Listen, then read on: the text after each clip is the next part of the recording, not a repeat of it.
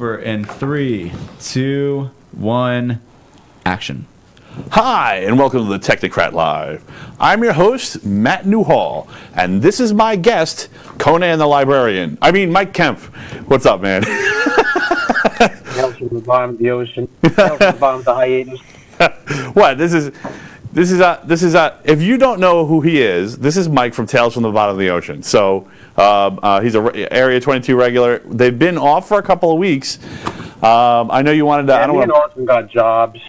Yeah, you got to work and like make money and stuff. Yeah, we have to figure out our schedules before we could really get back to it. But we'll get back to it soon enough. Okay. So you're still psyched about doing that? It's not going away. Awesome. Yeah, I needed a new job. Right. So. What's wrong with the spill robot and Stop and Shop? I hate that freaking thing. They threw it a birthday party. They threw it a birthday party. Last year before the pandemic, they threw it a one year anniversary birthday party for the stupid thing. Wasn't that like right around your birthday?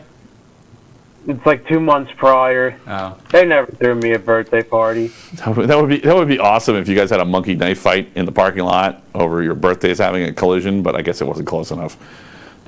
Well, we've had knife fights in the parking lot. Nice. I had something I wanted to talk about, elision. So last week, when Laura May was on here, we had a long discussion where we were talking about elision and free archetypes and marketing. And I just wanted to say that Steve is a genius. I don't know if he's intentionally a genius or he's unintentionally a genius. I'll take the compliment either way. He's going to take the compliment either way. I don't know which is a bigger compliment. But, yeah, you know what it is? We're going to just call him an elision from now on. Any time a band has a remote writing session, it's an elision because no one's named it, and it's a free archetype, and you guys were doing it first, as far as I could tell. Probably someone else was doing it first. And but you thought you vapor locked me. Yes, you didn't. You not only did I not vapor lock you, you inceptioned the whole thing. So freaking awesome, dude. And yeah, now officially from now on, that will be known as an elision, as in singular instead of plural. But everyone will know it was you guys. So, yep. Anyway, so I just thought that was awesome. Hey, if you're listening, don't forget to like, love, rub us, massage us, share us. Overshare, TMI, just not all virtual. This is the Demolition Man version of rubbing only. Anyway, so thanks for tuning in. I just wanted to. I found out what's going on with Tales already. I guess we'll go right into the dystopia report. So, Mike, feel free to join in. I don't, don't feel bad about it. Just hop in there, and if you have something to say about the news, I want to hear what you think, too.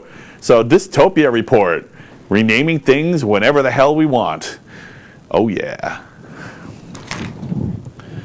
So, COVID. Let's start with COVID this week. So, COVID's actually kind of a small topic.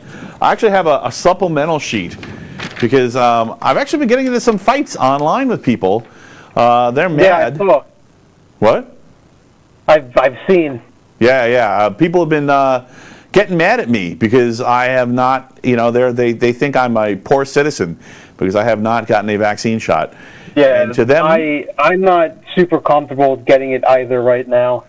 Yeah, I certainly wouldn't be sharing it if I wasn't fairly confident in my position as at least being defendable. I mean, I'm not going to tell anyone what to do. I tend to default to libertarian when I can't think of another reason to do whatever. So, if you think I'm trying to tell you what to do, you've got the wrong guy. You're thinking of someone else. So I'm just trying to help you out, with something that I may have seen. Hey, I see Lori tuned in. Hey, Lori, thanks. Nice to see you. Good day. Yeah. So, I just wanted to say a journalist is not a doctor, and neither is a social media company, and neither am I, for that matter. So, they're all kind of equal in my eyes. I'm not a doctor, right? So I can't give that medical advice. But you know who are doctors? Doctors. Doctors are doctors, yeah. not Facebook, but doctors are doctors. And doctors say things like the FDA had a list of possible side effects they released. The FDA had a list of possible side effects for mRNA vaccines. And on that list is ADE, which is that thing I was worried about. So, ING had a clinical study that was talking about ADE being a risk with any kind of RNA vaccine, right? And it hasn't been completely resolved. So there's a ton. I actually thought I was going to have a hard time. I was going to make a whole list. I was prepared to make a whole list and then whittle out the ones that were less credible. All you have to do is do a web search on RNA and ADE, and you can find credible sources, like on the first page, like half of them. So, saying that, yeah, this could potentially be a problem. So, hey, you want a naked parachute? Go for it. I'm all for that. So, so I just wanted to get that into the COVID section. And, I really do respect your choices, and you should respect mine, and I'm not going to put anyone at risk. I was the one telling people about this, when no one else was doing it. So if I'm not vaccinated, I'll still be walking around with a mask. I'm not that embarrassed about it. Some people are. That's not me, and until I am vaccinated. This is really protecting everyone else from me. That's how it works. Maybe people forgot that. Maybe they never understood it. Stop watching the TV. It's not really informing you. Anyway, all right. So India has a new spike and a new mutant. So we got E4840 and L452R, two different mutants, two different genes in the same mutant.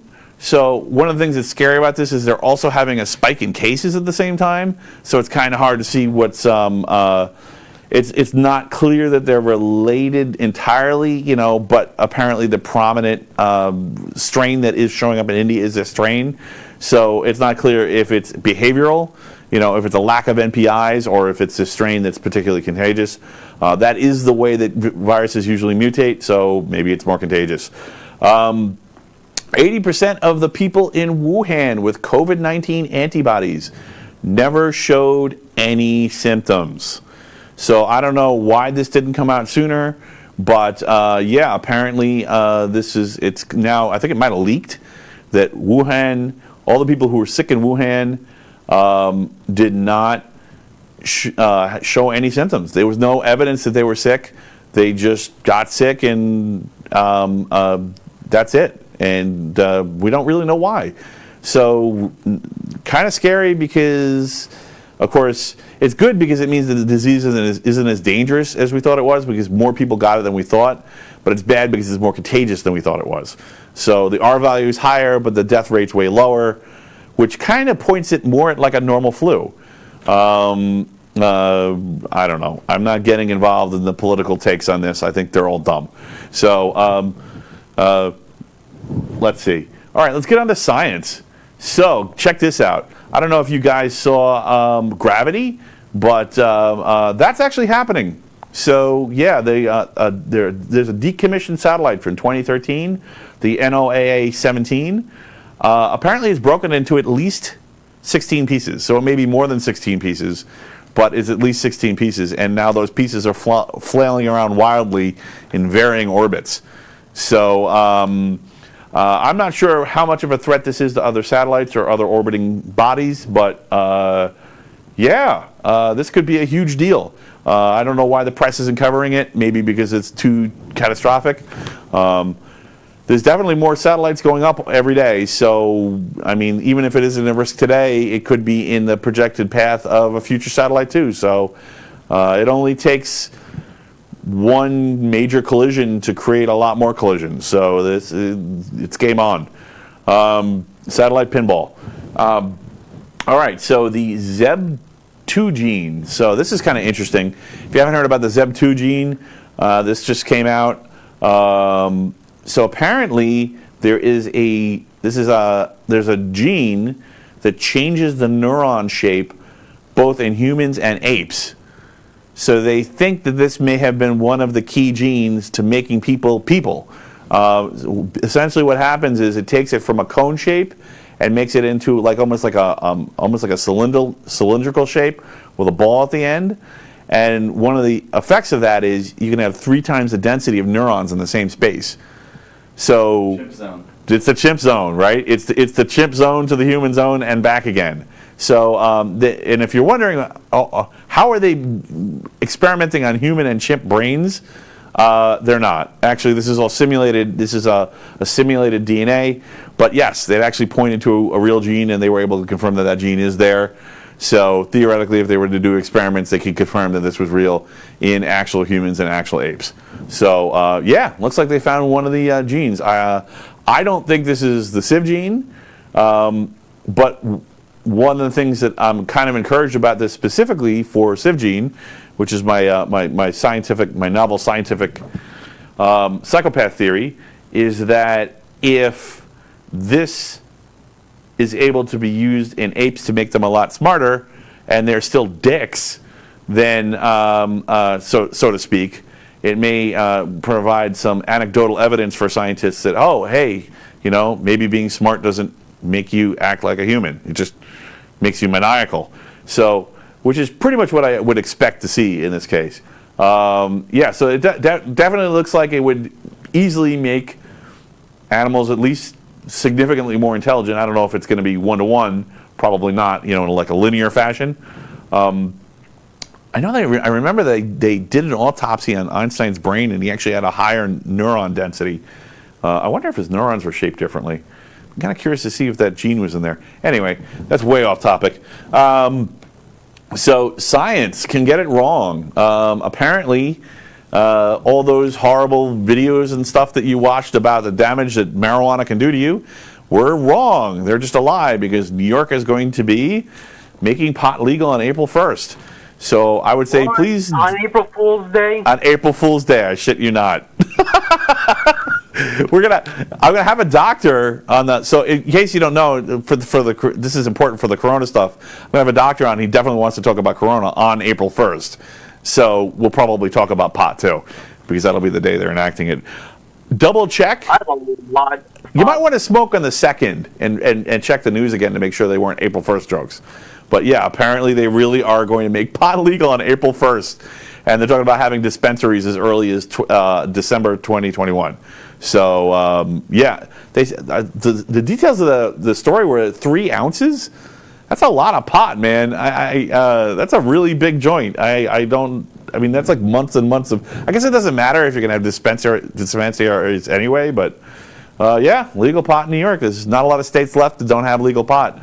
Don't do it if you're going to get a federal job, because the federal jobs have their own rules, and it is still very illegal. It is still in the same class as cocaine on the federal schedule. So don't mess with it if you're going to work in a federal job. But other than that, it's looking like it's a done deal. The states have won. All right. So apparently, I put this story up on various social media sites, and then I took it back down, because it's just so freaking gross to look at.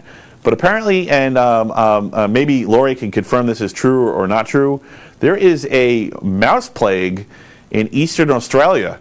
So I'm not sure what part of Australia he's from, but yeah, apparently mice are completely overrunning the east coast of Australia, and to the point where all the stores have sold out of traps, and people are attempting to build better mouse traps on their own.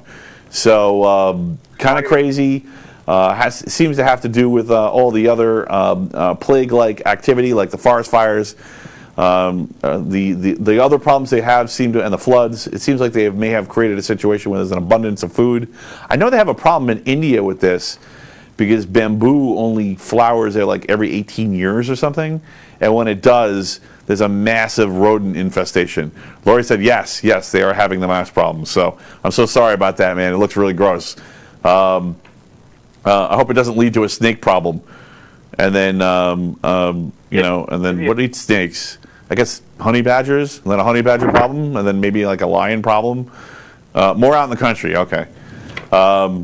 Yeah, it's crazy. Yeah, they're messing with food stores. People, like, they'll just, if you try to put your food in plastic, they'll just chew right through it. Completely nuts. So check out The Guardian for that one. All right, let's go on to Tech Trade. Thanks for the confirmation, Lori. So Ford is now delaying vehicle deliveries to the tune of and they're losing to the tune of $1 to $2.5 billion in sales. So yeah, this has to do with an ongoing story that we've been reporting little bits and pieces of every week. It looks like there's a lot of delays in supply lines for chips. Not great. Major problems there, and that is not the only story for supply lines. So there is a ship blocking the Suez Canal. If you don't know where the Suez Canal is, that's in Egypt. Yeah, so this is why I have it in tech trade, but this is going to matter for all trade, so it's going to matter for tech trade too. It seems like a dumb thing, but a ship has managed to jam itself sideways in the Suez Canal. They're now saying it may take weeks to get it out of there.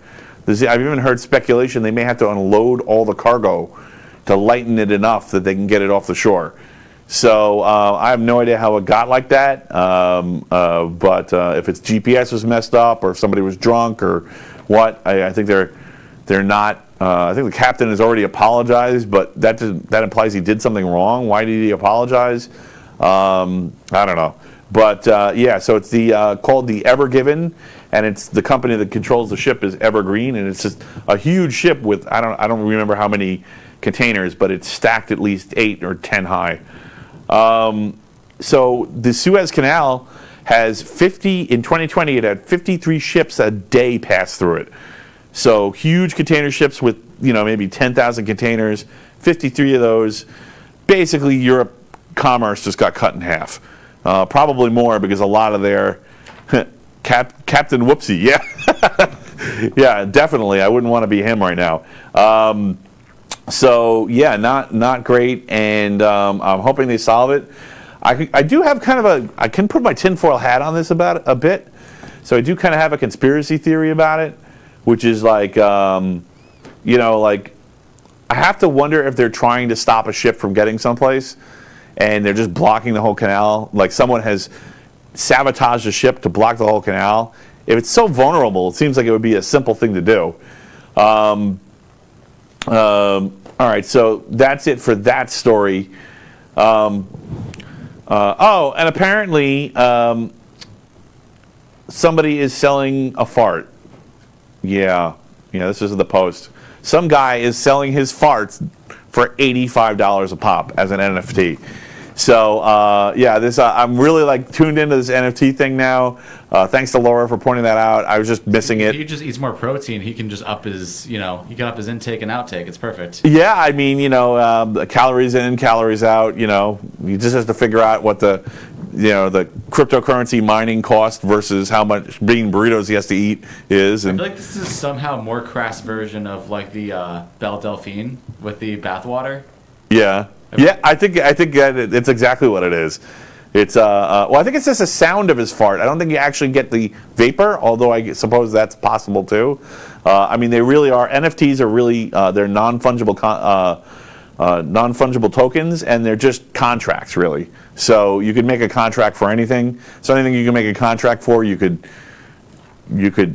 That's the thing that no one's saying. I'm sorry if I ruined it. I ruined the surprise. But yeah, they're basically just contracts. So yeah, somebody's contracting out the sound of their fart.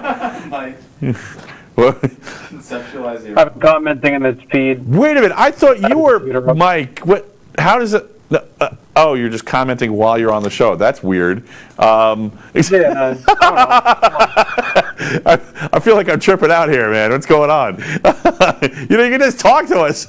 I guess he types faster. So, yeah. Oh, and also apparently John Cleese is selling... delay on my phone. Yeah, whatever. It's fine.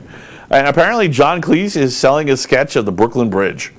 So, yeah, he's decided to sell it. He's drawn a very bad sketch of the Brooklyn Bridge and is selling it as an NFT. And the story says it's fetching $50,000 so far.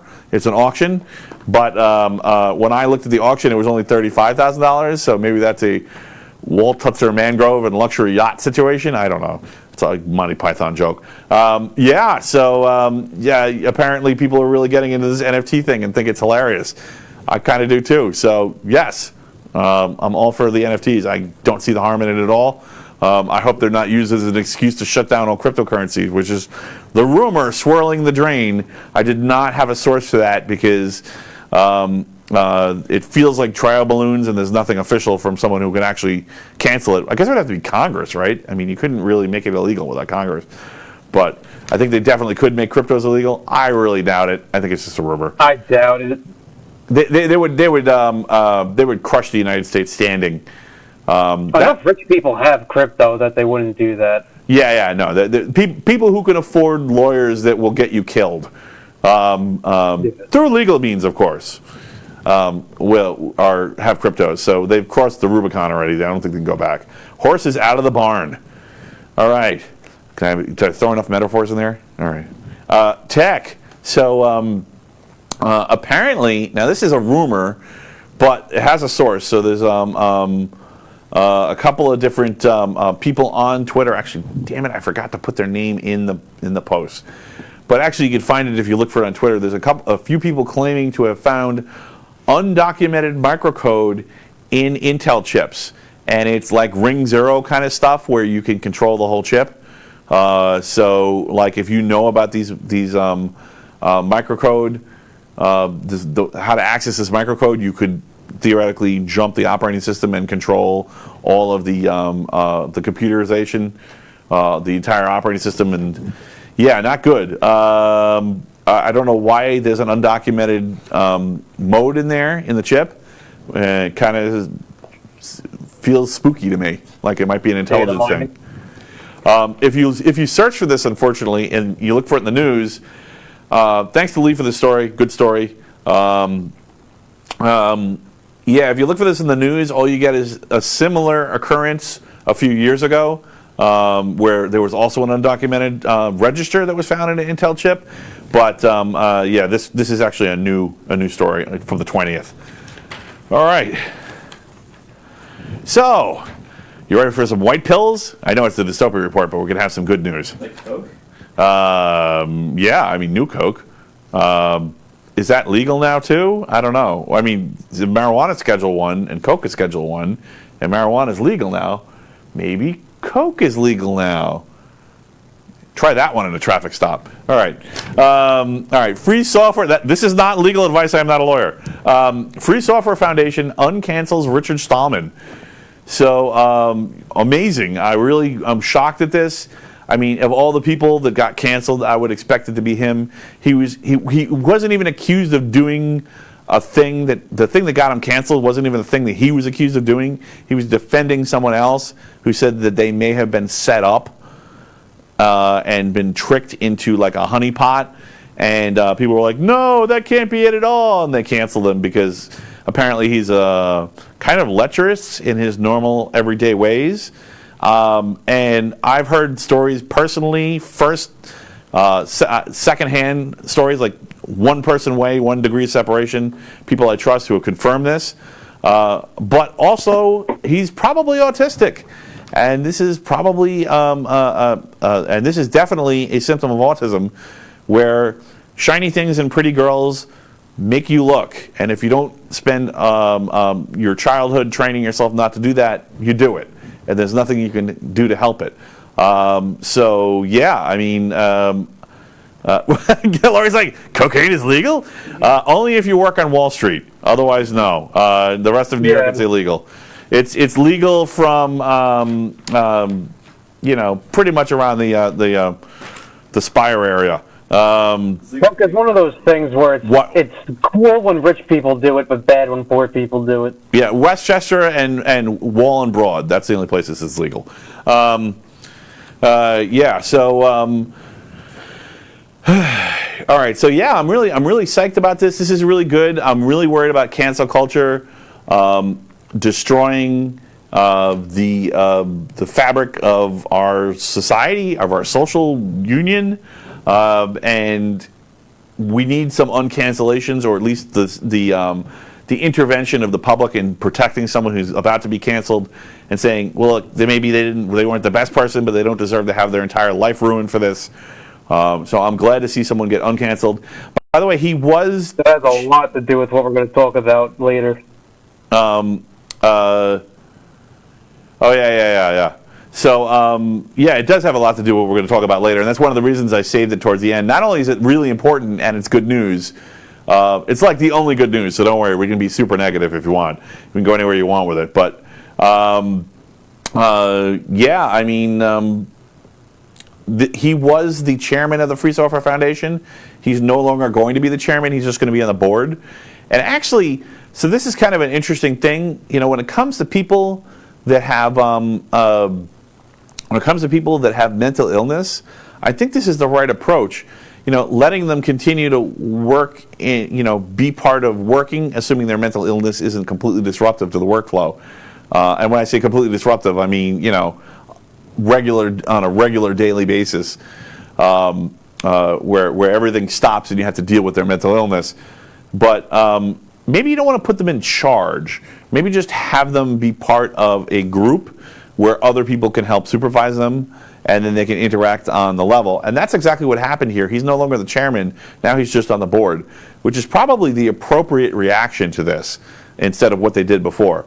So I haven't really seen a second call for the Free Software Foundation to kick him off. I mean, I've been waiting to see the grassroots groundswell.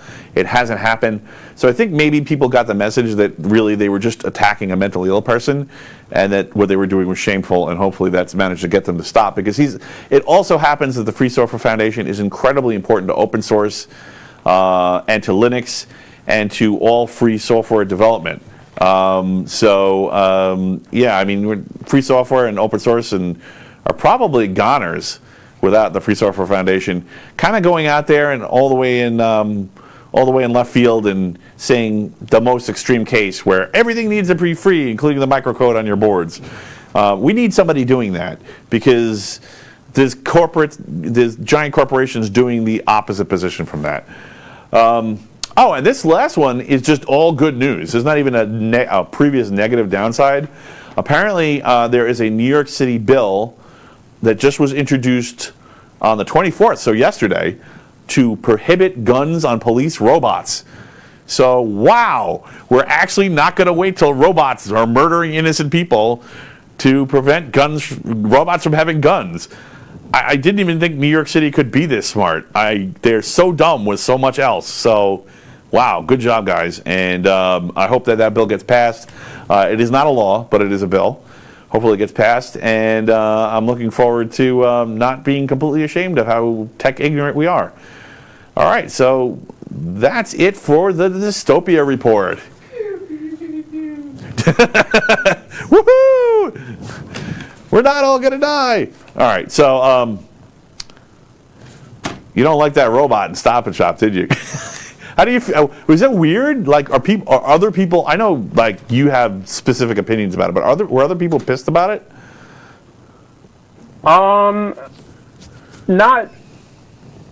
Not pissed as much as they were disgusted, because the thing costs like $40,000, maybe even more, for one. And it doesn't do anything. It just it rolls around the building, looking at spills, and then screaming that there's a spill in English and Spanish. And then you hit the button and it goes away. It's a waste of money. It's probably just a precursor to what we can expect later on in our lives, where there's a robot that really does do something, but for now it just takes up space. Right, exactly. That's why I wanted to talk about it. I don't really think that the Stop and Shop robot it's just creepy because it's tall. But other than that, it's not really significant. But where there's one now, there'll be 10 later and 100 after that. So, I want to... Yeah, and, it's also I guess it's like a mascot now, because, oh, yeah, it's Marty, Yeah. Yeah, Marty's... I don't know. Well, it's funny. The kids have, a mixed opinion of it. It's basically just like a rolling Christmas tree. It's like a Dalek or something. It's like the American version of a Dalek. Yeah, it doesn't do a damn thing. Yeah. Lori, yeah, I know. Well, think of it this way. RoboCop's a cyborg, so not the same. Yeah. So what do you, where did you guys get the idea for Tales from the Bottom of the Ocean? Oh. I think Austin came up with the name, and I just went along with it. The podcast itself, we were at a barbecue, and someone said the obligatory kind of thing. Oh, you guys should make a podcast. And then Steve was Wait, right there. do people say So- that? Because I just did this on my own. Yeah, whenever two people have even like a little bit in common, they're like, you should make a podcast. Really? No. Is that like Yeah, it's like a- it's like a synonym for friendship now? Man, we have the best podcast going on, man. Yeah. I don't know. I'm kind of mean, old, there's so more- we didn't even have walk to a payphone when your car broke down when I was a kid. So And so, it's very hazy. But the idea was we talk about philosophy because we both had that interest. And then we're doing it, and we're like, holy this is boring, so we just stopped it. Just went on to whatever we wanted. right. And I even have read more into philosophy since we stopped doing philosophy. Mm-hmm. I still couldn't really sit here and talk about it for hours straight, Oh, you I can. think it's more fun. Oh, don't worry. I could. I'll throw comments in there if you want to. If you miss it and you want to get a little philosophy out there, feel free. Like, I don't know. It's more fun to read about and to apply than it is to talk about, in my opinion. Especially because, like, we don't have degrees in it, or we didn't really spend a lot of time, not saying a degree is, like, you have to have a degree to talk about it, but we didn't spend a whole lot of time learning about it, so then we'd be showing it to the philosophy community and they would pick it apart. So we were like, let's just change the topic. Even if it was well thought out, though, and even if we were 100% correct in everything we said, the philosophy community would still pick it apart because that's just how it is. Right. Well, So, Well, so in the science community, they call that peer review. So I've seen the case argued that all science stems from philosophy. So that's true. I agree with that, but another facet of that is that you can put philosophy open to interpretation more than you can science. So if someone's going to kind of try to say, well, your interpretation's wrong, it just is like, why? And I guess you got a philosophical debate. But, I don't know. I think we're happier with what we've done now. I think it comes down to the quality of the argument, right? If someone says you're wrong, but their argument sucks, you're like, I don't even want to talk to you. You're just wasting my time. Your argument is dumb. Yeah, they'll try to, like, well, your argument's wrong because it says here in this book that, like, something else. Like, if it's not an opinion you constructed yourself, you didn't use any form of research beyond reading the book, like, you didn't test anything for yourself. It's like science. Like, a book could be wrong, Yeah, of course. Yeah, a book is just a PR stunt, in a way. Really, a book is just, it's another way to make money. It's a way to make money. Knowledge up behind the paywall. It's a PR stunt. It's kind of a reach for immortality, right? Because if the book is published and you sell 10,000 books, there's still a book out there somewhere. But none of that was true for you Yeah. in your book, though.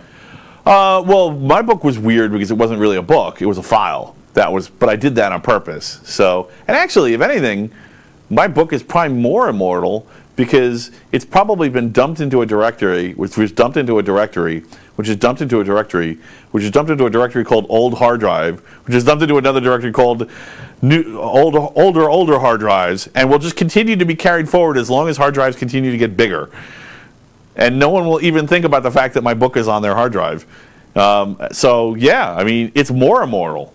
Until 200 years after your death, and then he becomes super famous. Yes, yeah, probably. Yeah, everyone will love my stuff when I can't add anything to it. So they could, why they do that, right? So they could spin it.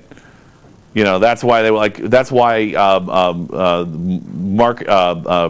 intellectual property businesses like dead artists, because they can take it in the direction I think that's the case anyway.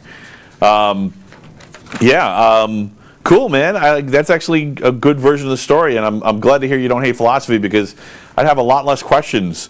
Some of it is philosophy related. That's fine. You could ask them. I think it's also more that, like, I pick and choose what I wanted to. Like, back then, like, Austin would pick a lot of topics, and then it'd be philosophies or, like, whatever. I choose and pick what I personally read. Like, I read a lot of Stoicism or, like, warfare, things like that. I don't know. Yeah, I mean, I think it's one of those things where it's just a little bit. I'm I've always liked philosophy, but it's hard. I think for me, the only way I could really approach it and do something new with it was to come at it from an particular angle and just beat it to death from that angle over and over and over. And of course, in my case, it was psychopaths. But if you don't pick an angle, it's like if you try to do the whole thing, there are no Renaissance men. Nobody does everything. Yeah, that's too much for. It's too much for just one episode. You gotta really know it. So, actually, we got a comment from Lori. How do you charge a robot with murder? So, that's not on my list, but yeah, how do you charge? What happens? Well, what about that robot? I think there's a robot in the Middle East somewhere that has rights and the right to own property, I think.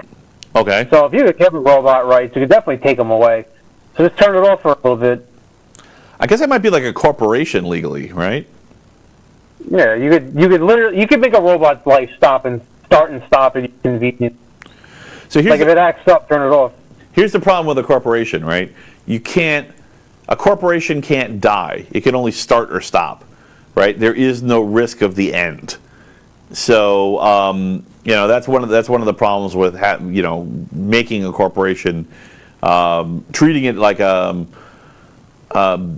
living entity, because it doesn't have the same stake a living entity does. So it's the same thing with a robot, right? You can shut it off, you can power it down, you can wipe its memory, but we have a backup, and someone loaded it into another similar robot, and now it's back. So I don't know how you charge a robot with murder. I don't think you can. I think you just have to see a robot as a problem, which is a shame. Well, all right, so let's say robots were to get to the point where, let's say robots got to the point where enough people argued that they should have rights and that they are, what's the word? They have a sense of identity, okay, which they're already sometimes getting there. If they form a sense of identity, the whole thing is like when you punish a person, you kind of strip them of their identity in a sense, because you're forcing them into a place where they can't be themselves the way they want to. They're in prison. They have to be someone different. Right. They don't get to have the things that make them really anymore.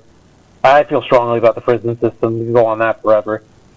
So for a robot to have gotten a sense of identity, you strip things away, I guess, from their identity.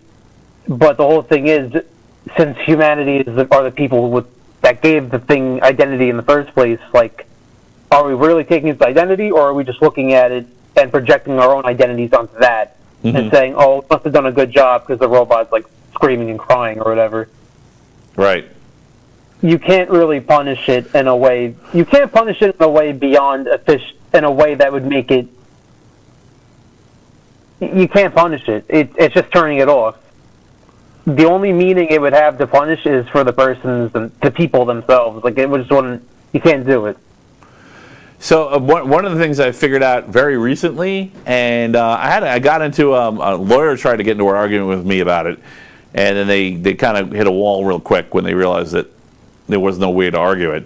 Doesn't mean I'm right. I think I am right, but one of the things I realized recently is that the people are constantly mixing up fairness and justice, and the prison system is there to serve justice, not fairness, and justice, I think, is the community, the health of the society, right? That's the real purpose of justice, is keeping society healthy. You can go on with your day-to-day life because the murder police will avenge you, or at least track the person down and hold them to task and discover the truth and make them forfeit some of their freedoms, some of their rights, in exchange for the rights they took from you. I mean, I'm not saying that there should be no prisons or anything like that. There has to. Of course, yeah. But, you can have a society with no prisons. You know what you do then? Everybody who fucks around, you kill them. Yeah. Yeah. It's funny because some people are like, yeah, man, we need to have no prisons. We need to have anarchy. And I'm like, yeah, that means a lot of murder. I don't know why they don't know that. Yeah, that's what really, like, the anarchy bull crap. Nobody knows what the hell that is. They think anarchy is like, oh, let's go out and destroy whatever the hell we want. Mm-hmm. And it did not make the impact they wanted it to, ever, almost ever. I shouldn't say. I think Bastille Day was like an example of a good old-fashioned anarchy riot, because that got something done that day. Right. But things like more recent riots, when you attack people that could just have the money to fix it again, you didn't do anything. Right. Right. And but also, then you're obviously going to be afraid to do anything that would be serious. You basically lose. I don't know what one would do. the problem with anarchy is, in order for you to have unlimited rights, you're taking the rights of others.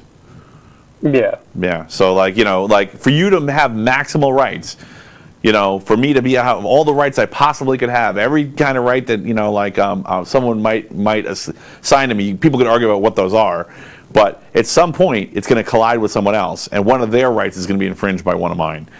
So, I mean, we're kind of getting away from the robot thing here a little bit, but maybe not, because Not really, because you're going to be asking the same question, but with robots down the line. Right, right. Well, again, the problem with that problem with robots is infinite copying. Just like freedom of speech. That's no different. Infinite copying, though, is no different. This is the thing. History's been repeating itself since forever. That's just copying. It's nothing changes, so it's not very much unlike the copying of robots. Mm-hmm. The data. I don't know. Yeah. I'm not optimistic for the future at all. Well, I kind of am, but I think that the key is. So I kind of mentioned this before, and you guys, your ears perked up when I mentioned that. I'm building I have a lot of tools at home, and I'm trying to build what I call the means of production. I want to be able to build anything I need. Like, it may not be easy, but if it's something where I absolutely need it, and for whatever reason it's been blocked, either by the Suez Canal being blocked, or China's not making it, or it's illegal, or someone somewhere has arbitrarily decided I can't have it even though I need it. Make it your own damn self. Make it your own damn self, right? And that's important. People shouldn't have to be able to do that. Yeah, I mean, you can't do everything, right? You'll spend. I don't want to say you waste your life, because it's rewarding doing it. It feels good doing it, but you'll spend your whole life trying to learn how to do everything, and you'll never get there. Yeah. But yeah, maybe some basics. I don't think people even try with any basics. So, and I forgot who it was. Was it C.S. Lewis or Highline? One of those two. I had a quote about gave a list of things that a person should do in their life, just to get a general idea how things work. And one of the things on the list was put up a fence. And I put up a fence once, and yeah, it was actually pretty rewarding. I don't know if I want to do it again. It wasn't very efficient, but the end product is yours. Like, you were there the entire process, and the end product is yours. Yeah. And that's why a lot of people, even if they're making a lot of money, get depressed when they work for somebody else, because even though they made it something, the end product isn't theirs. Mm-hmm. Yeah, absolutely. This is a huge problem for computer geeks. This is a problem for people, anybody in the IT industry. Just they're completely disconnected, and the companies are trying to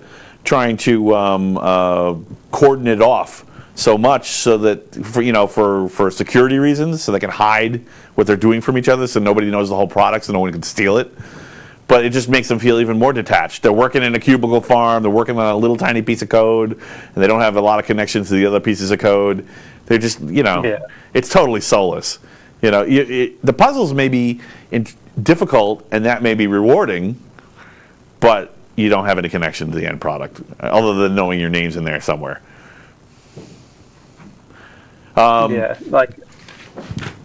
Sorry, I didn't want to.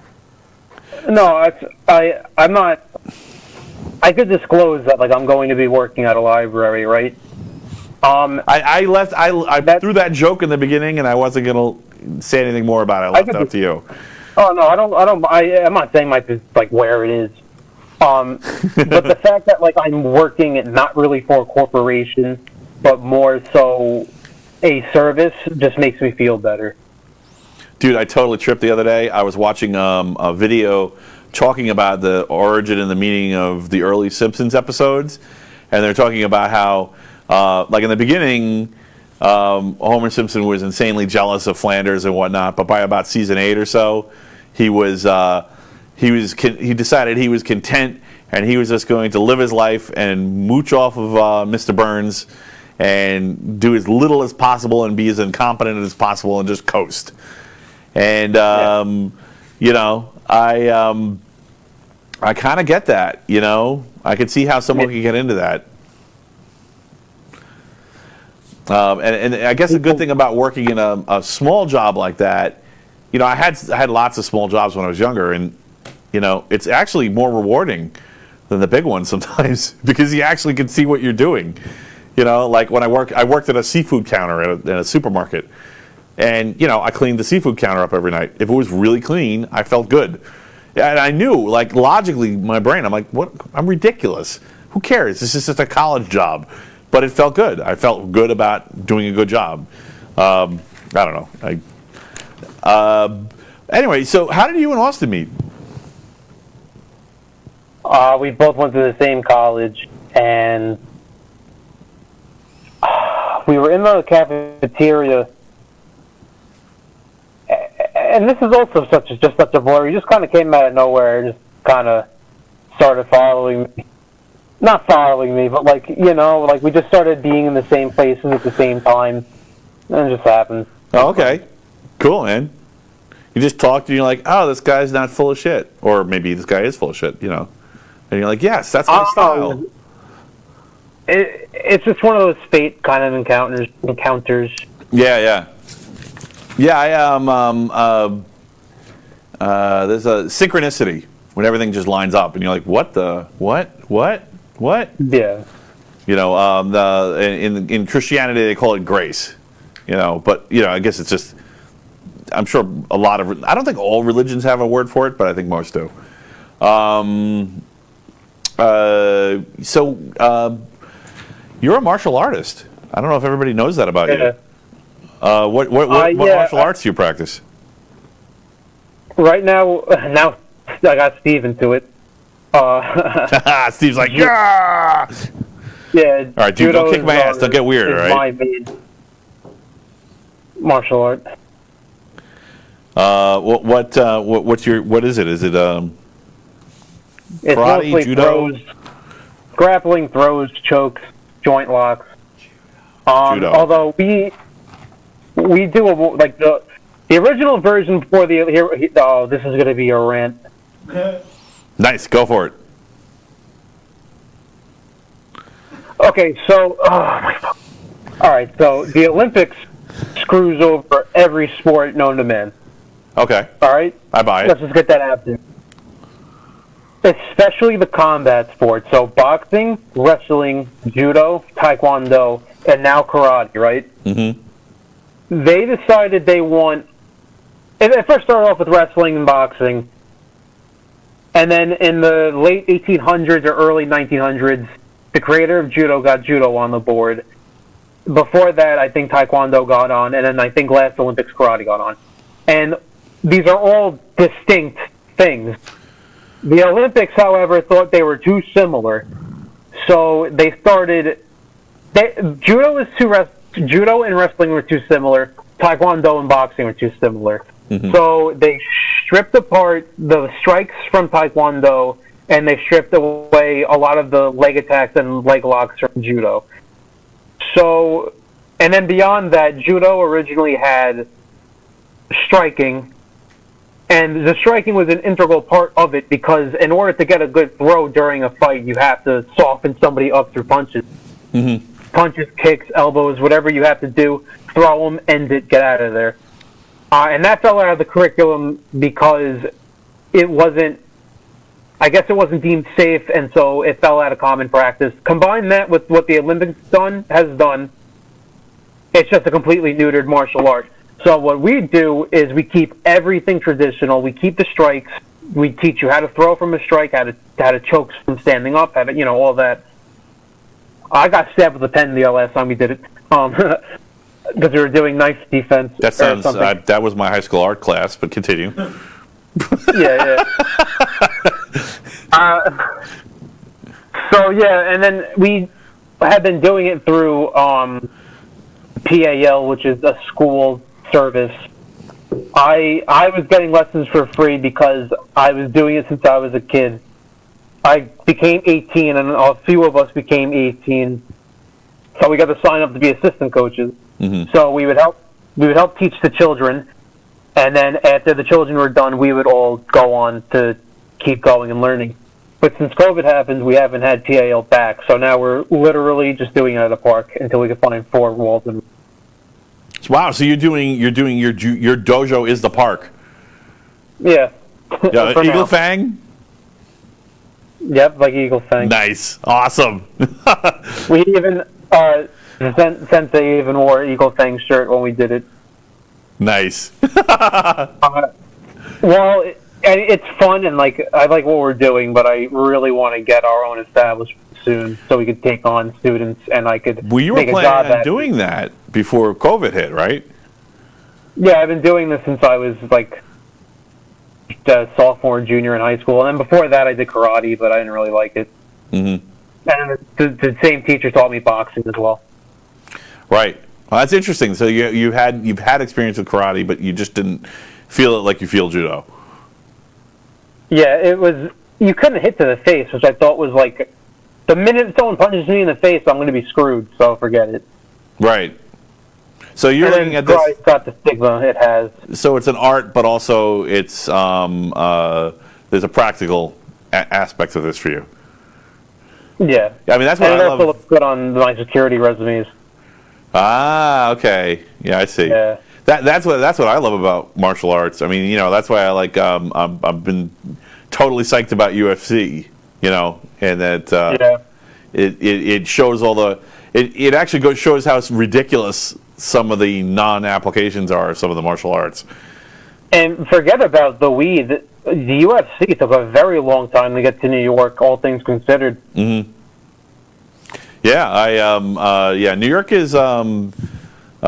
We used to have a lot of anti-gambling laws that aren't there anymore, and some of it was tied to that. People think that New York is a liberal state, and that's really not true in a lot of ways. It's just New York City. It's just New York City. Yeah, and it's just once you get out of the city, it's not the same anymore. Even when you're in the city, it's not all like some neighborhoods, yes, but like not all. Yeah, like Staten Island is pretty normal for the rest of the United States. I live in Eastern Queens, where I am. It's it's pretty mixed. It's mixed too. Yeah, there's definitely a big conservative element. As you get further, as you get more straight urban, like what people don't, New York's the center of New York, which is usually people look at Manhattan, it's just straight up urban, the whole thing, with of course the strangeness of Central Park, but most of the rest of New York City is a patchwork of urban and suburban. Yeah. And then throughout the whole state, you go far, far north, you're like, you might as well be in Nebraska or something. It's not the same. Yeah, I mean, it shares a border with Canada. It really is Canada up there, if you go far enough. Yeah. And that's why why I think it's one of the worst states is because we can't agree on a damn thing. And what we do end up getting is such a bastardization of what anybody wants. Right. We just end up with a compromise that nobody's happy with. The city's pissed off. The people upstate are pissed off. Yeah, there's actually just to give an idea of the contrast. New York City is one of the toughest gun laws in the country, and in upstate New York, one of the counties up there is actually a Second Amendment sanctuary county. So that's how different the two parts of New York are. And of course, and I'm not trying to excuse any governor of New York, but a person who's running for governor of New York has a really tough job because they have to sell one thing to the city and a completely different thing to the rest of the state. Yep. Yeah, so I mean, you were planning on going on like doing some touring around the world. Did it have to do with the martial art, or I know you didn't get to go on it, but Yeah, prior to COVID, yes, it was for martial arts. We were supposed to go to China, funny enough, to visit some Shaolin temples. nice. And specifically, there was an area in China where there's a type of kung fu, but it's like mostly wrestling. Mm-hmm. We were going to investigate that, and then after that, we may have went to Tokyo to go to the Kodokan Judo Center, which is like the hub for judo. We didn't get to do that though, and in my opinion, it'll be a long time before I want to. Mm-hmm. But I was excited.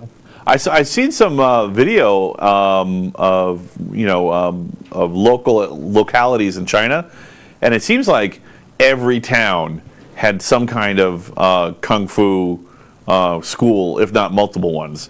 But they're all kind of sitting abandoned now because of after the Cultural Revolution. They were a lot of them were shut down. Unfortunate, yeah. I was shocked at that because I'm like I'm a big fan of kung fu and kung fu movies, and I'm like, oh man, I can't believe this happened. Yeah, I mean they're still there. They're just nobody's using them. If you want to see good kung fu movies, you have to watch Ugandan kung fu movies. Ugandan kung fu movies. Okay. Yes, because the budgets are dirt cheap, but a lot.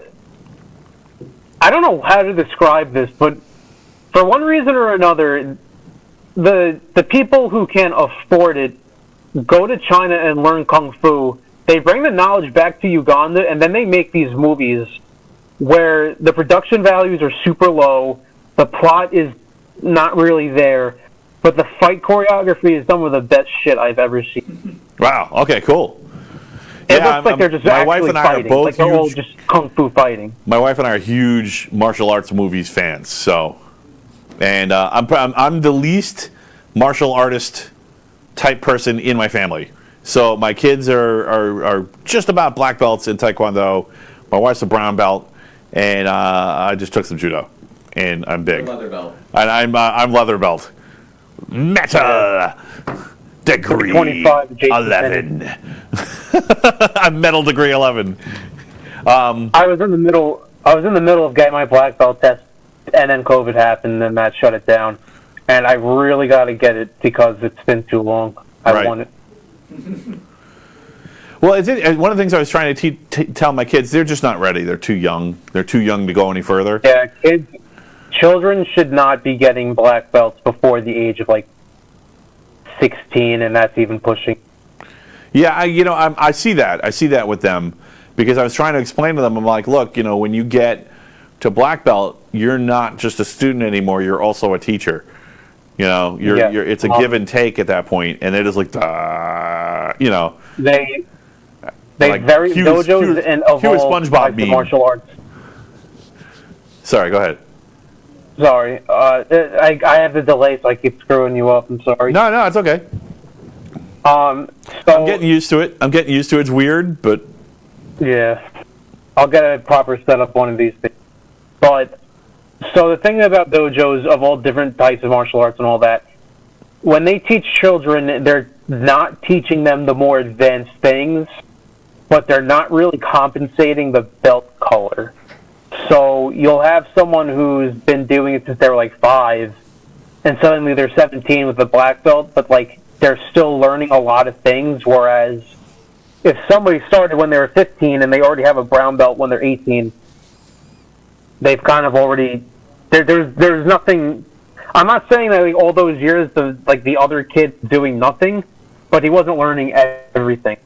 Yeah, I see it. Yeah, some dojos compensate by like, okay, you can't get a brown belt in judo until you're 18, so here's a purple belt or whatever. We don't do that, but it's one of those ways. And it also depends on the martial art. Like judo, I believe in Japan there's only white and black belt, and throughout the world, the black belt just means that you understand the principles, but you haven't mastered everything. So then a lot of black belts tend to go like 1st, 2nd, 3rd, 4th, 5th. Mm-hmm. And you can't even do that. How do I put this? you can't do it at your own leisure. Once you get your black belt in judo, you need to wait 2 years to get your second degree. When you get your second degree, you're able to finally open up your own school. Mm-hmm. But if you want to go higher, you have to wait 4 years, and then again 6, 8, 10, 12. We actually went over the whole thing in Taekwondo, and it's very similar. Yeah, it was a graded step. It got longer and harder as you went along. But it's funny. There were adults. We would sometimes be adjacent to adult classes, and there would be adults that would just gotten their black belt or were almost black belt. Yeah. I mean, the kids were clearly getting junior black belts. The adults. Even if you scaled the kids up and they were the same mass as the adults, they wouldn't stand a chance. They knew more. No. There's more to it than... You don't really even have to worry about the belt color unless if you want to teach, because you can get your ass kicked by a white belt who just never tested. Right. And then there's other martial arts that don't even have belts. Like Muay Thai doesn't really have belts. And that's another thing I studied a little bit. Boxing, I would consider a martial art, just no belts. Mm-hmm. Well, there's titles, but other than that, wrestling. And so the tradition of martial arts has been bastardized in the United States in order to make it. It's kind of like a marketing, like an MLM or something, where like you start off, and then there's like a hierarchy. That hierarchy has basically been monetized to make you feel like, oh, well, I did something. Let me spend more money and keep going. Right. And then you don't want to stop because you're not at the. It's like pay to win, Well, Tiger Schulman's was kind of like I remember because I used to take that when I was younger too, and basically it's like if you attend X amount of classes, then you get another ranking. It's not based on knowledge at all. It's like if you attend 8 classes consecutively, you get another stripe on your belt. Mm-hmm. That's usually how it goes. Wow. Yeah, that's not okay. So I was learning stuff and I got foundations and things like that, but I really shouldn't have been as far as I was just because I was attending stuff, or I should have been further even though I missed things, Yeah, I'm really pissed that we our Taekwondo school they closed down in our area. We had a school up the street and it was really good, and because they didn't do that, they actually did. The kids are good. I mean, if you see them fight each other or fight my wife, or they generally don't want to do with me because it's just kind of unfair. Get out of here. But yeah, I mean, they're good. They're fast. They have a lot of moves. They have a lot of counters. Their reflexes are good. It's been wired into them. But even then, there is this still that they want to promote. They want to promote. They want to promote. Oh yeah, look at this. Laura used to be a boxer, so that's really funny. I guess it's just the School of Hard Knocks drags everybody into it eventually. Yeah, that happens a lot. Martial artists always find the way to meet somehow. Boxing's probably my favorite, along with judo. I kind of feel like a dick. Who was that guy who was oh my God, what was his name in the UFC? And he wanted to jump into boxing. McGregor, thanks. Yeah, and then he lost. I mean, he didn't lose terribly. He did well, but he lost. Boxing was just in boxing rules. He wasn't as good. Although put Floyd Mayweather in the UFC, it's going to be the same thing. He's going to get his ass kicked. Right. Exactly. Yeah, I was looking at it. I was kind of looking at it like a purist, like, oh yeah, UFC. Of course, it's just a subset. Boxing. They'd have to have all the boxing skills to survive in the ring. No, they don't. Boxing's not what it used to be. Boxing used to be America's real sport before football came and took the title. Well, it looks like we might have. Well, that's an interesting view.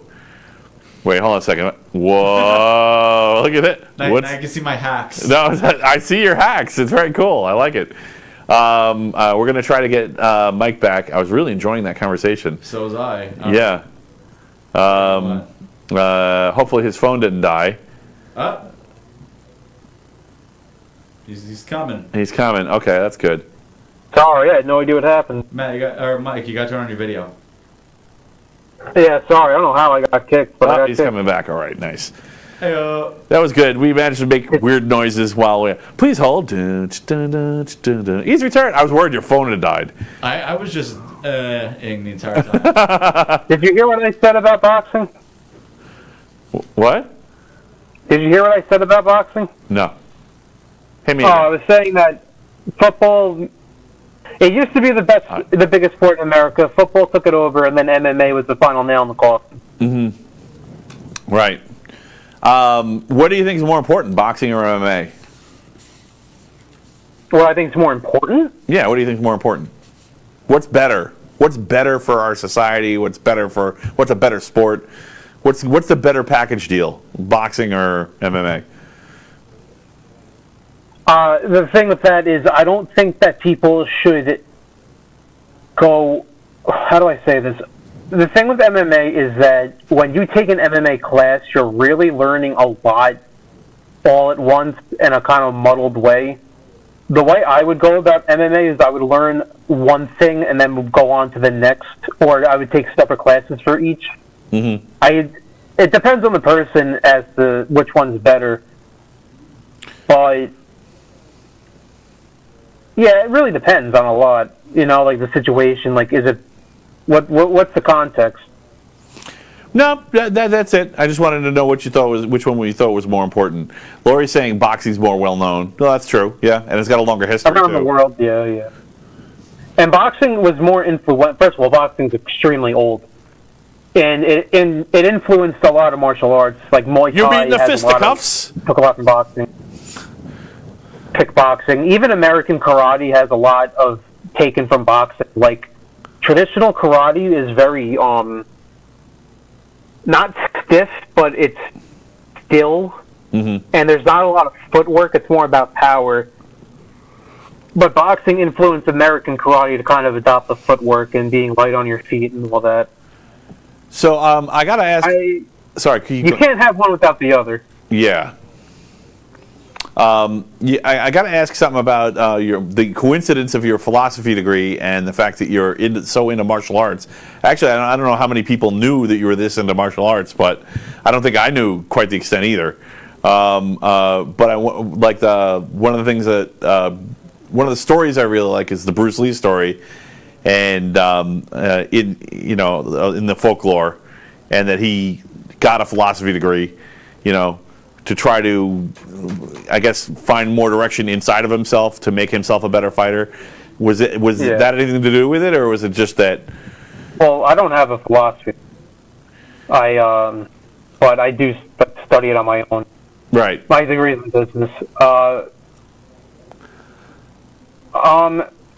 judo, yes, there is a lot of philosophy to it, and I try to make it as integral to my life as possible. A lot of the concepts with throwing, like everything's a circle. You use the person's momentum against them. You could apply that to like real life situations, taking the momentum of what's being thrown at you and not going with the flow in the sense that you're taking the path of least resistance, but it's called maximum efficiency with minimum effort. You want to be able to do the most that you can without expending energy that's unnecessary to expend, Well, that's something Aikido and Judo have in common, right?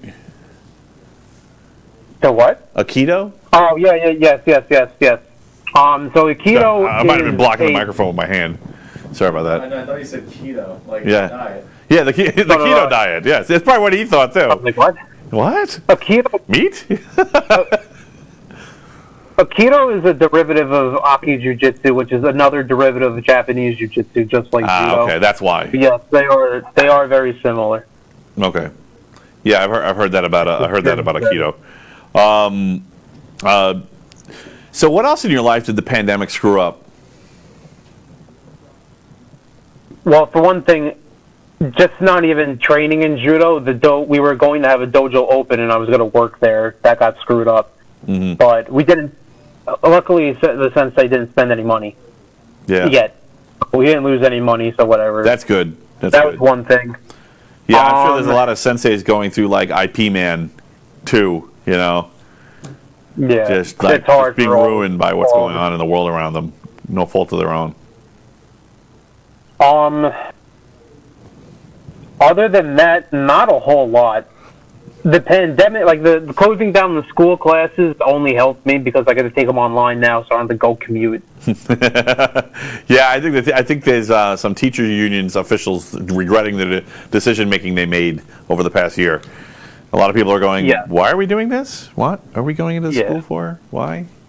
You too? And this is a good time to like bring that up with technology and older generations kind of unawareness of technology, because I don't say I take advantage of it, but kids have been taking advantage of this left and right, like making discords and like talking about things during tests, all that kind of stuff.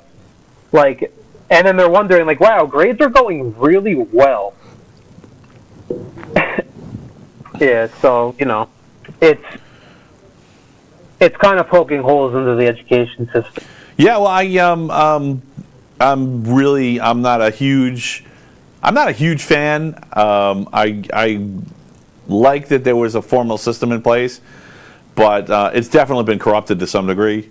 If nothing else, a really easy, agreeable, where most people I think would agree about the corruption, student loans just going higher and higher in what's available to borrow, and the schools respond by raising tuition. Supply and demand. Yeah, which actually I have been getting refunded from my school for things I'm paying in my tuition that I am not using. Like I was getting billed for like the heat and the cooling of the buildings and all the stupid crap that I can't use. But they've actually been reimbursing me. So that's good. They're dialing it back. But I was actually talking about the past 30 years. They just it used to be so much cheaper. I found out that my elementary school is closing down. Really? For good. Yeah, because they just can't afford a damn dime. Young people can't have kids because they can't buy houses because the housing market's bonkers, because it's the same thing. We offer free loans, basically nearly free loans on houses, so house prices are through the roof.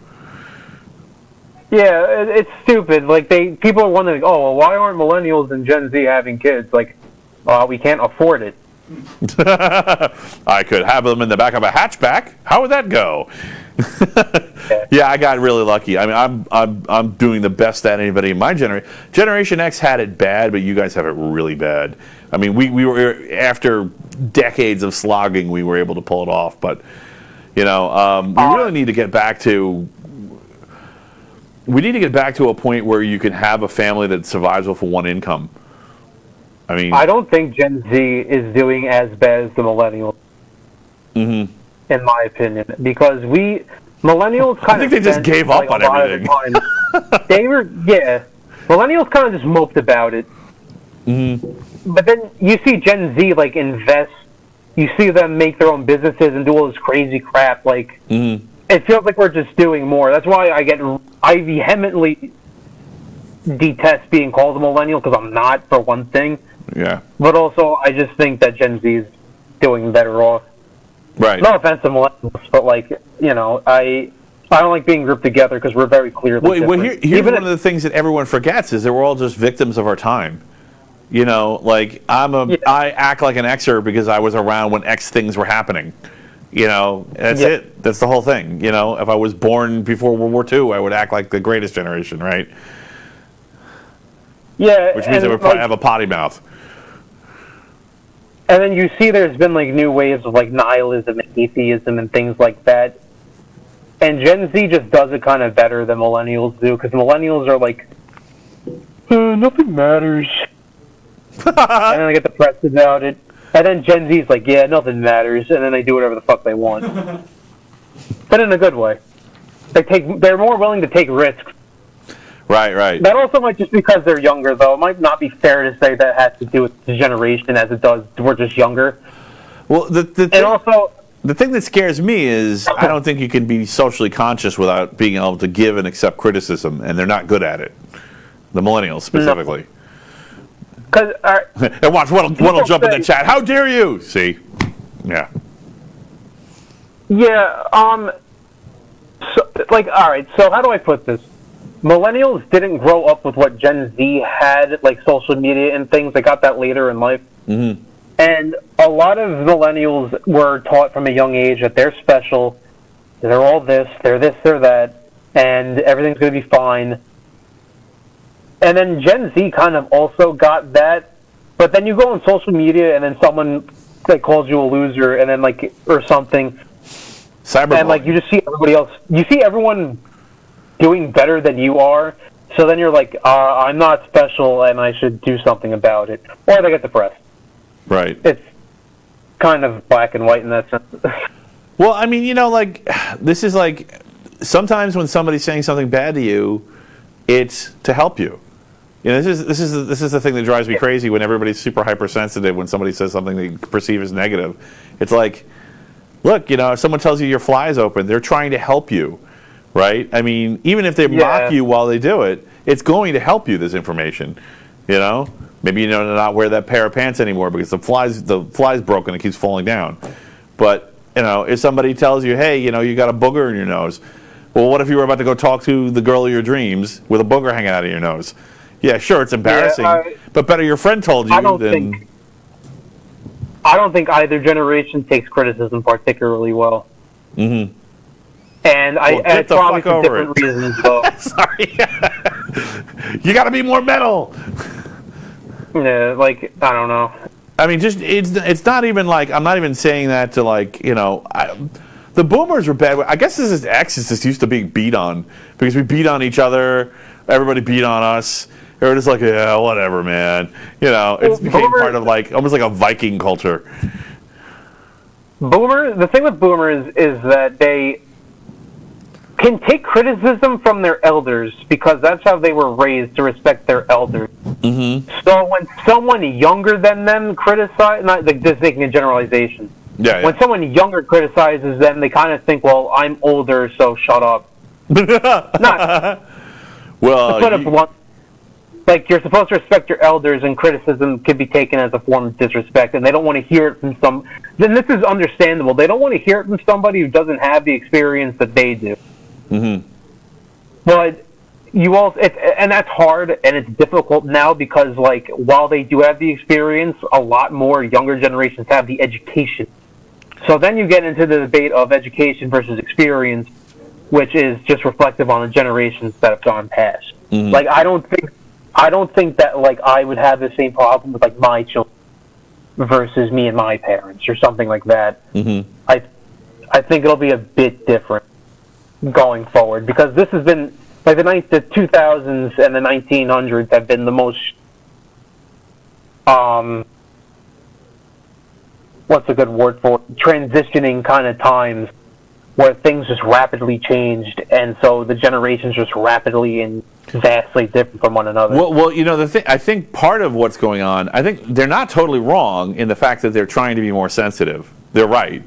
We were Generation X was kind of rough around the edges, and boomers were kind of crass jerks, and their parents were, forget it, they were over the moon. They were really terrible for people who have never met people who were my grandparents' age, but they were fucking... They were just dicks, They were wise and they had worldly experience, but they were also dicks. Very selfish, very this is how it is and that's it, two things. One of the things is the boomers, they had I don't know how I've gotten into this. This is kind of cool though. The boomers had a really great financial situation, at least particularly in the United States, but I think also in the West in general. Because I mean there was just so much money. You could make so many mistakes. You could burn your house down, you could crash your car, you could lose your job, and you just get another job because the market was very forgiving. You had a pile of savings in the bank without trying. Even if, you had all these they were all drinking, they were all smoking, and yet they had a pile of money in the savings account with one person working.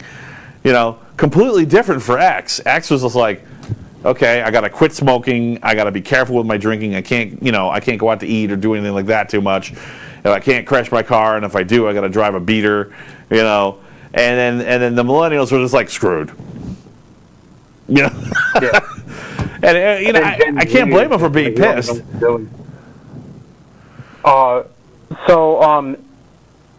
And that kind of, I was thinking about earlier when you were talking about this, and this has to do with what we're talking about now. Like, people have done this forever. They calculated Homer's income and his lack of a degree and all this shit, and they wonder how does he do it? It makes no sense. You can't do that anymore. Or an even better example is if you ever seen Married with Children. Well, part of it was the factory jobs. A week of training and you were off to the races. You had a salary career job. You know, now you got to go to school for at least 4 years, if not 6, if not 8, and then you're lucky if you get the job exactly. anyway. Like with All in the Family, Al Bundy works at a shoe store, and he's the only person who works, and he has like a 4-bedroom house. You can't do that anymore. It makes no sense. It doesn't happen. Yes, exactly. It was a fantasy then, honestly, because it was a boomer fantasy projected on X. And going on with The Simpsons. Okay, you've seen recently how like what a deep fake is of someone's face? Oh yeah. Yeah, we discussed deepfakes here a lot. Yeah, they're doing that with voices now, as you probably know. No, I didn't. No. It's news to me. Okay, so there's programs that could take voice clips of somebody, like from pre-recorded things, like a TV show or speeches or music, and they could replicate the voice, and at first it was all choppy, but it's getting rapidly better. Right. And The Simpsons has been going on since, like, 1989. Every cast member is getting pretty freaking old. I think Dan Castellaneta is, like, 78 or something. Right, right. They're getting old. And they keep renewing the show. So one rumor is that they're going to just deep fake their voices, and they're just going to keep making episodes. Nice. Yeah, I've always wondered, actually, I had a theory about that. I had a feeling that they were going to do deep fakes, and we did see a bit of it. Star Wars, early 90s, I was predicting. I'm like, there is no way they're not going to just deep fake Luke and Han Solo and Princess Leia and just like continue it at some point. But then they put this kind of this gobbledygook in the middle, so I don't think that's going to happen now. But yeah, I think you're right. Okay, I got a question for you. You know, like I'm a hardcore freedom of speech guy. Like, it's probably one of my most. If I was a single issue voter, that would be my issue. I don't think being a single issue voter works, so that's not true. But it seems like you're that too. Is that true? Are you like that hardcore with freedom of speech? Like it's a top priority? Yeah. It's pretty high up there for me, yeah. So, but freedom of speech doesn't necessarily mean freedom without consequence. Like freedom of speech without consequence. Right. Well, I completely agree with that ancient court decision about yelling fire in a theater. Yeah, but like that's something that's you shouldn't do that.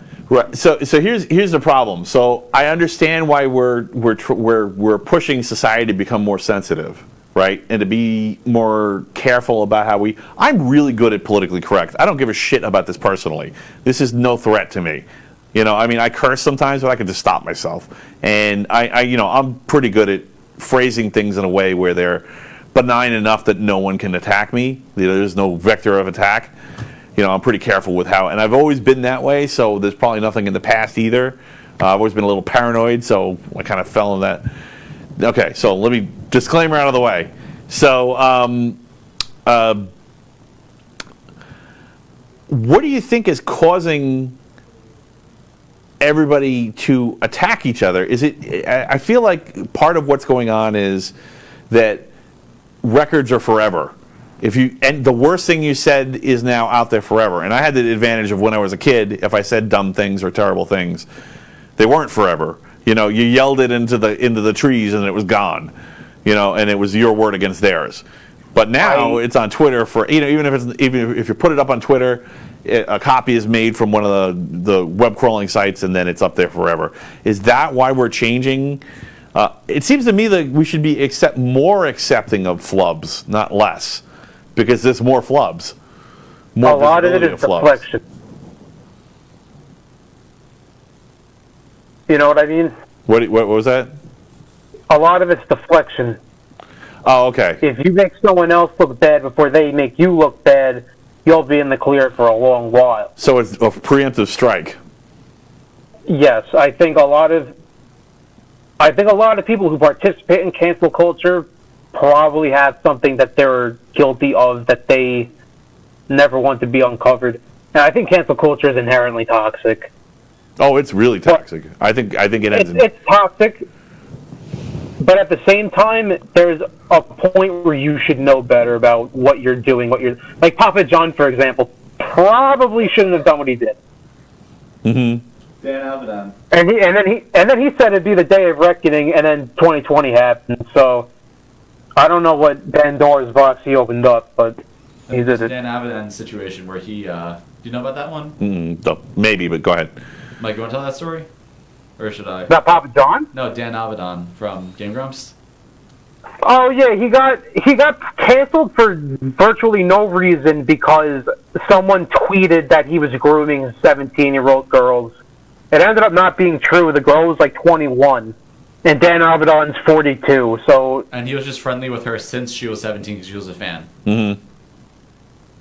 Yeah, like shit like that. Like you got to be careful and do your research before you try to cancel someone. And also, a lot of the outrage over cancel culture is that how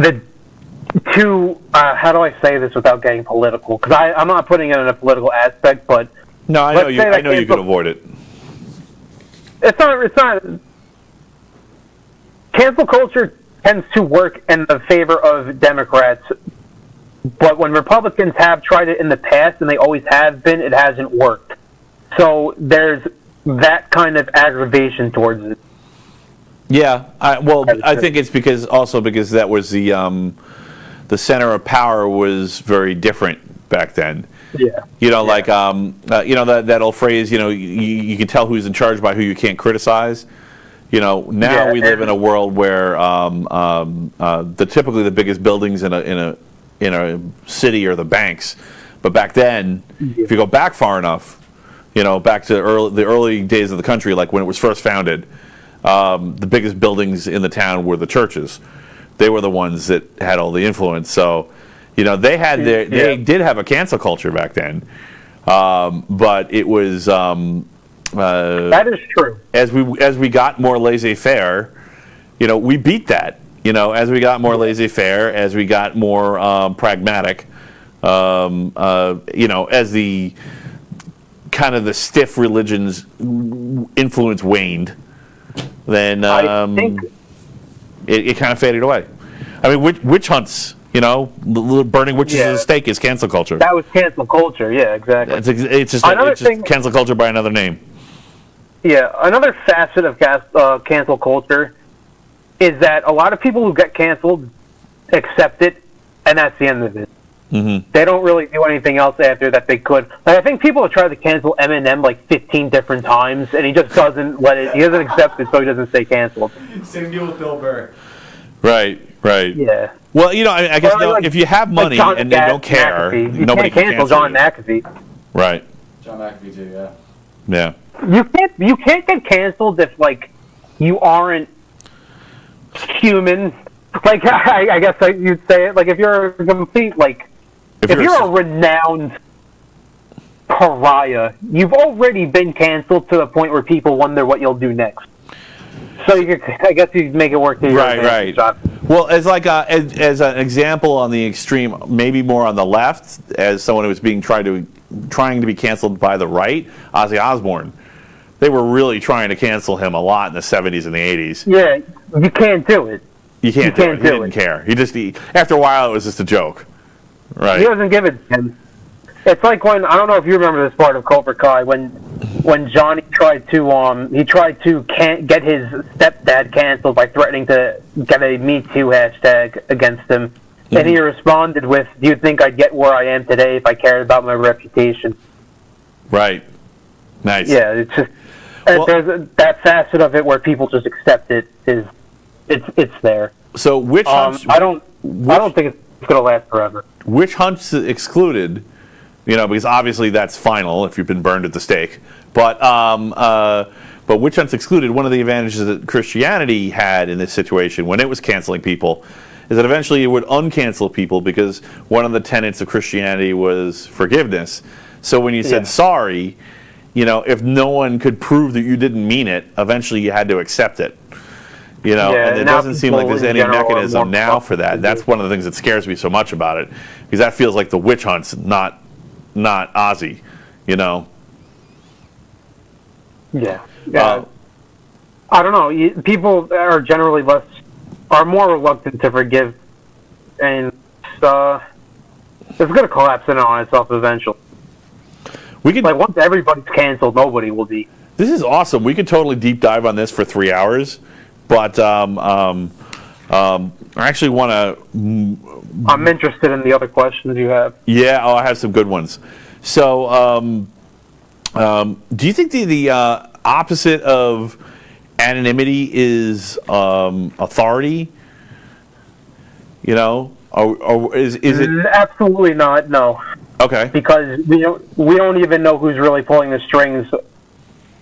Like when someone tells us, nice. when the government, we have no idea who's really pulling the strings. Mm-hmm. I think they go hand in hand completely. So definitely some of the anonymous sources are large organized manipulation. Yeah, it's total manipulation. No matter where you go, it's just who's more open about it or who isn't. That just depends on when it's convenient to not be anonymous. Right. I think they're two halves of the same coin.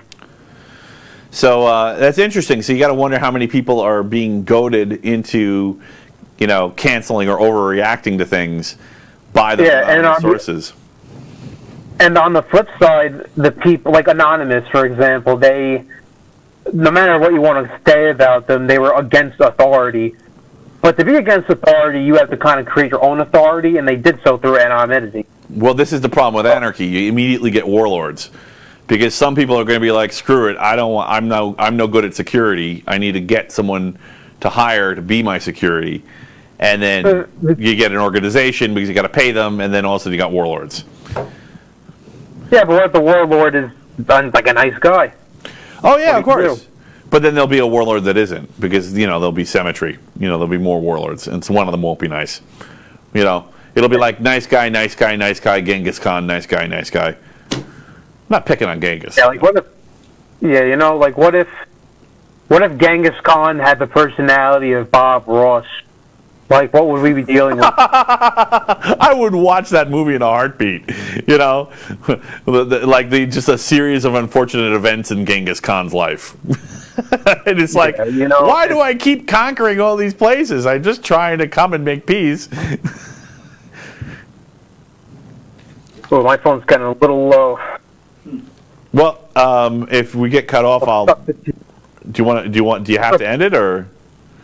No, we can keep going. Okay. Keep asking questions to get the most out of my 18%. Okay. You'll make it. I can feel it. You're gonna make it. And if anything, I turn off my camera and just go on and put it on the charger. Right. Yeah, so I mean, one of the things I was talking about with Laura is that I really think that I appreciate you taking. I know it was a little hard for you to take the extra time to give me 2 hours tonight. Thanks a lot. And I really think the long form podcast is really important. I know it's a little slow sometimes. Maybe if I've always told people in the past, if something doesn't interest you, don't listen. And if you want to watch it after and speed it up, I completely understand. If you think the pace is a little too slow, I'd rather go a little slower and cover topics carefully. But I mean, with all these free ideas, with the rate of change of ideas and concepts that are flowing out there, if we don't talk about it, we're dead. I mean, I can't see how we're going to survive it. So I think, if anything, we need to do more. We need more tales, and we need more of this, because we need more philosophy, and we need more exploration of what the hell's happening around us. Yeah, we'll get back on there as soon as. Yeah, don't give up, guys. I enjoy your show. So I have what's your least favorite bogus argument type? What's the one that pisses you off the most? And I'm going to give you a few examples to get you started, and then if you have one that I didn't mention. So the ones I can think of are straw man, mind reading, name calling or ad hominem, a call to authority, false dilemmas or Hegelian dialectics, burden of proof, no true Scotsman, appeal to tradition, like cultural Marxism does that, goalpost moving, or poetic fallacy. You know, you're not even wrong, you're not even in the ballpark, I can't even talk to you. So I get very aggravated with goalposts moving because fuck those guys, man. It's cheap. It's like I answered your question in a way that was satisfactory, so you move the goalposts. Like, oh, what about this? Yep. Like, shut up. That's not what we're talking about. It's the same thing with theoreticals. I don't like theoreticals and goalposts for the same thing. It's not what's going on right now, so I don't care. Right. The empiricist that I am. Right. Yeah, I mean, at least somebody who's like basically just name calling. You know, they're wearing their heart in their sleeve. They're just like, I'm here to hurt you, and eventually I'll get bored and fall off. But with a goalpost to walk away from, or not, I want to have an earnest debate, and then they're fucking with you.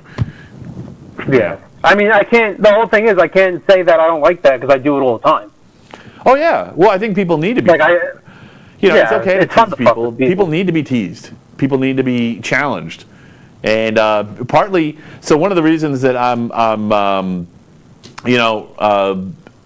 want freer consequences for free speech is because I think that we need negative examples, and if people are free to fuck up, then they can fuck up so we don't. So if we see them do something terrible, then we can say, look at this terrible thing. And if nobody takes the damn site down, then everybody can see it and go, okay, I'm not going to do that. Yeah. I don't know. Is that true? Is that fair? Or am I think it's overreaching? No, it makes sense. I mean, ultimately it's up to the definition of being canceled. Like, you could get canceled in the sense of like Gina Carlo or whatever her name is, who got fired. That's a lot different than getting canceled in the sense people just stop liking you.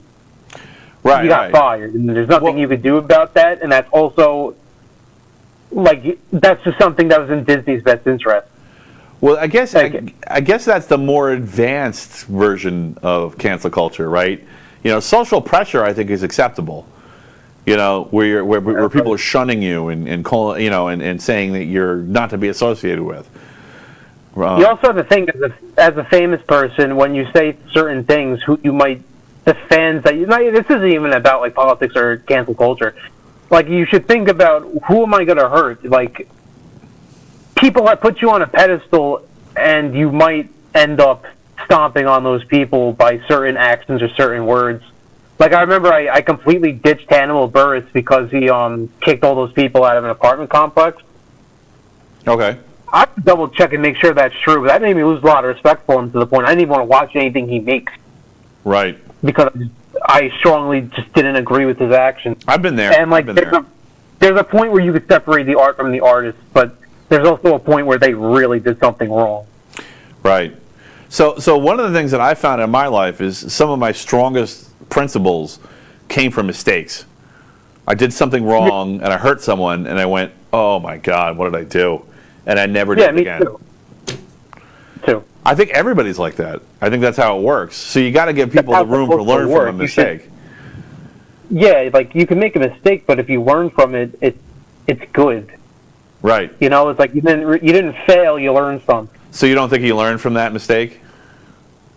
You do learn from that mistake. No, I mean, it's just Hannibal, that people have to let you Hannibal learn from it. I don't know if Hannibal learned from it or anything, but right. I don't know. Right. I kind of forgot about it. If I went back and like really thought about it, maybe I'd have a different answer. Right. But that was just the first example I could think. But you know, it's just people have to be able to make the mistakes.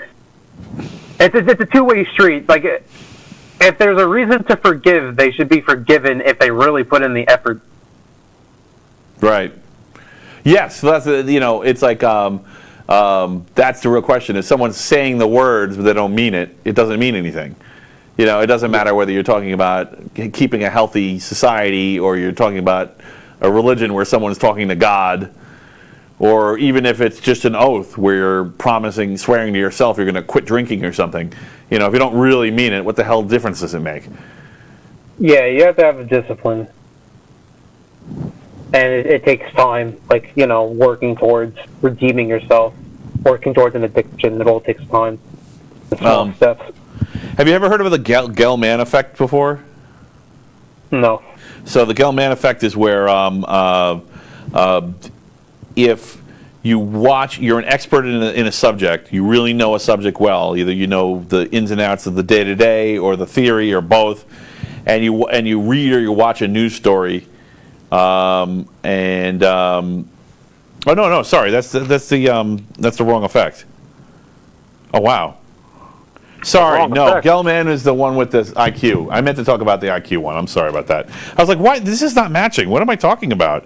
Sorry. Gell-Mann is the one where the IQ curve is the people who are dumb know they're dumb. The people who are smart think they're kind of smart. And the people who are only kind of smart think they're genius. Do you think that has an effect? That last is definitely the worst out of all of them. Yeah, and I'm thinking about that with the cancel culture thing that you were talking about. And actually, I was going to skip this, but now I'm coming back to it because we're talking about it in a way that would make sense. What you were saying about how people who want to cancel other people have something to hide. Is it that? Yeah. Is it that they're at the bottom, they're in the middle of the curve and they think they're genius, but they're just mediocre? Are they hiding their own mediocrity? They think they're better than somebody else. But do they really think they're better than someone else? Or do they know, like, is some part of their self, do they know that they're really just average and just part of the zebra herd? They want to lie to themselves to make them think that they're better, but they probably do have, like, self-esteem issues. Is there a way? I also managed to get my phone on the charger by yanking the extension cord all the way up here. Yes! We get Mike the whole time. He's not going to bail. Awesome. So, thanks for that. And thanks for that was pretty good. I totally didn't even notice. I knew you were moving, but I didn't know what you were doing. It depends on if it keeps the charge or the battery drains quicker. Right. This cord is very taxing on the phones, but yeah. Sorry about that. I was wondering if maybe those two things were connected. It seems like they might be. Also, one of the things I wanted to talk to you about is shadow bans. So, of course, if you're creating social pressure on someone, and you're kind of pushing them to change or to act a different way because that's what society wants them to do because for whatever reason society thinks that's the right thing to do, right or wrong. But with shadow bans, you don't even that's kind of the opposite, right? You're just being removed from society, but you don't even know what's happening. You're talking to people, and it's like they have earplugs in, and you don't even know they can't hear you. I mean, do you think that this is like, is this especially immoral because of that, or, in case the audience doesn't know what we're talking about, and it's actually been done to me on Twitter a couple times. I'm not the worst case. I'm probably the least case, but it's happened to a lot of people where you think you're posting and other people are seeing it, but you're actually being de-boosted by the social media provider, and your post is appearing less than you would think it would, right? Social media is always curating what you're seeing. If it has an algorithm, and part of the algorithm's purpose is to keep you there, and if what keeps you there is kitty videos, and your friends put up politics, it's going to show you kitty videos. You're not going to see what your friends are posting. So the first lesson of that is always post kitty videos. But the second lesson of that is what is this doing to society? I mean, if we use social pressure to change for society to better itself, and social pressure is being interrupted, what's going to happen? Well, when you're getting shadow banned, you have to think if you violated a term of service somehow. The problem with that is the term of service is very vague and often opinionated. That's just the excuse. So, I don't give a crap about that. Yeah, like who the hell's reading the terms of service for the first anyway? But also it's arbitrary rules. And I've never been shadow banned before, so I've never been banned with no knowledge of me being banned. So that's really screwed up. Well, have you ever posted something that was really funny? Like you knew it was funny, it was the perfect joke, and it just fell flat? Yeah, but you could also blame that on the algorithm of did you do it at the right time? Did people see it? Right. You do it in the middle of the night, everyone's platform, asleep. though. Right. Funny. Or well, I know you're going to say, freaking Steve. Steve's like, or it wasn't funny. So I'll post, just as an example, I'll post the same thing in 3 places, and one place, like I usually cross post on all my platforms, and I do this on purpose to partially as an anti-censorship measure and partially to demonstrate, what these tech platforms are up to. I'll post it the same joke, and no one will even see it. No one will engage and say it's wrong. They just won't see it. I really think that's what's happening. Also, I've tested it too. I've definitely been shadow banned. I think there's a way to test it and look at the comments and see if your comments appear. I think Mark Zuckerberg just really enjoys promoting my progressive rock shit posts and not my band singles. So Really? My band singles do not want to do well compared to my shit posts. Yeah. Well, what it is. I believe that people aren't interested in me promoting myself. Well, I mean, they've admitted flat out that the algorithms are built for addictiveness. They're trying to make you addicted to sitting there and clicking and cruising. Awesome. So get them addicted to my music. Right. Well, that might work for you. You might only look at music posts, so they say, okay, well, they're only going to show you music posts, but everybody else, they want kittens, so they show them kittens, and then once in a while your post will slip in. But no one of my friends is like maybe you need to put more kittens in your music. If you're on my friends list and you like kittens, just squirt yourself out. You're good. Only Illusions fans. Yeah, all the Illusions fans, because Illusion is a type of thing that all the bands have to do now, and Steve owns it. Oh yeah, trademark. Yeah, well, don't trademark it. That'll be bad. Yeah, I just so what are memes? We did a whole episode. No, I mean, come on. Why can't I ask what are memes? What are memes? No, it's funny. What are memes? What is a meme? Well, a meme is like, oh God, it's like a really easy shareable concept that you could get across with somebody with very little effort.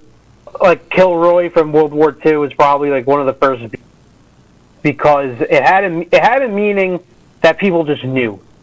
Like they were in on the joke, so they got it. And then Hitler didn't get it, and he was like, "I want to know who Kilroy is right fucking now, or I'm gonna blow up America." Nice. Like they're that. They're whatever I just said. They're like a mind game. They're a mind game. Okay, yeah, I agree with that. They're a mind game that everybody wants to play. Right. I think it's like guerrilla marketing, man. Yeah, that too. It's a tool. Whether it's to be funny, to get people to buy things, to get people not to do something, to get people to do something. Like Uncle Sam's a meme if you really think about it. And then you got like Booge is a meme. Like everything's a meme. Let's get in the mind of a meme maker. What are they thinking? Do they start out just doing it for fun, and then it turns and they realize, oh, I can influence people now, or do they just start out with trying to influence people from the beginning? Well, nowadays you make a meme. Memes have changed a lot. Before it was like a funny picture and like it's a joke. Often now a meme is an opinion piece it's an opinion piece now. Like you have like the average blank fan versus the average blank enjoyer, and then one of them is really ugly and the other one's really handsome, and then you just put your opinion on that, and that's a meme. Like Nice. It's people propping their opinions up by trying to be funny. Like if I made my Steve is a beach bully joke into a meme. I'm not a beach bully. You say I'm not a beach bully. Don't accuse me of that. Just the beach. Everywhere else, you're nice. You make a screaming, crying Wojak of Steve saying, I'm not a beach bully. And then go, you meme. He's like, why are you dragging me into it? I'm trying to goof off back here. I said, like, let's see if he's paying attention. Yeah, I don't know. I mean, I made some memes. I usually I want to tell people something that's hard to say with words.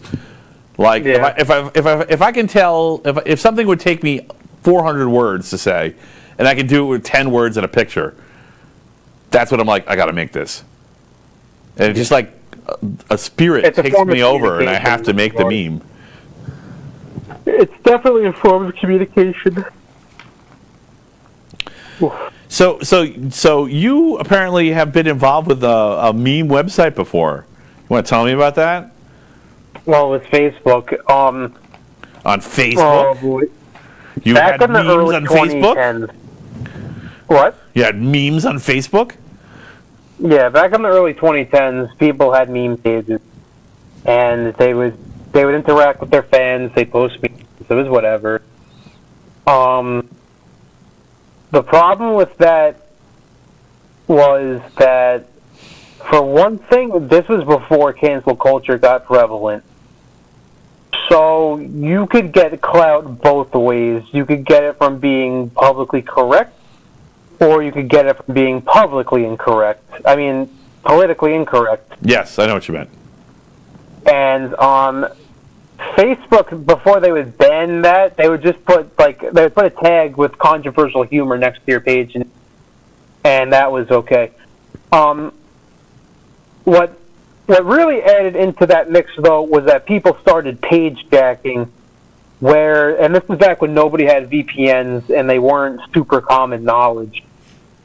People would take your IP address, they'd get your information, they'd go on white pages, they'd start scaring you with threats to your family, they would denial of DDoS, they would DDoS attack you, which is denial of something service. Distributed denial of service. Yes, they would do that, and they shut down your computer. Yes. They'd blackmail you. I was an admin. We would deal with shit like this a lot. Yeah. For a long time, Facebook was a lawless hellhole, and people were seriously breaking the law. They were so much so that the FBI had to start cracking down on things because, people were getting death threats over pages, and people were hijacking pages and all this. Mm-hmm. And so, whoever was left over eventually became a product of cancel culture. Eventually, it caught up to them, or something or other, and now Facebook's a totally different.